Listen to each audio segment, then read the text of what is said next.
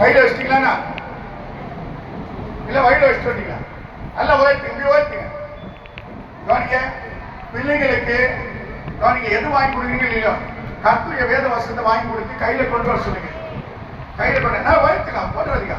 ஐயோ என்ன மாதிரி அம்மா கவனிங்க, ஒரு யுத்தம் நடக்குது. கவனிங்க, ஒரு யுத்தம் வெளியே நடக்குது பாத்தீங்களா?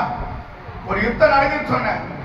அந்த யுத்தத்தில் வெற்றி வேணும்னா கவனிங்க, அங்க கவனிங்க, மோசம் என்ன பண்றாரு?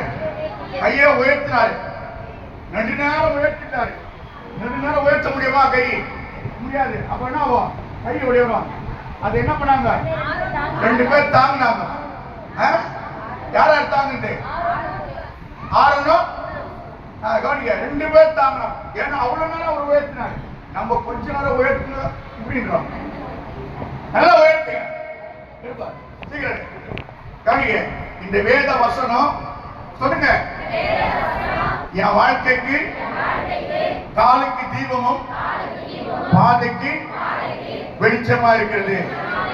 இந்த வேத வசனம் என் வாழ்க்கையில, என் குடும்பத்தில சுகவாழ்வை சீக்கிரத்தில் துளிக்க பண்ணும்.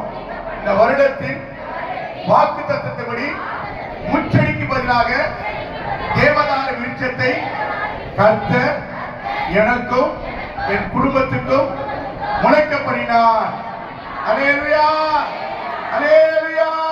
நல்ல கரங்களை தட்டி கர்த்தருடைய நாமத்தை மகிமைப்படுத்து. நல்ல மகிமை.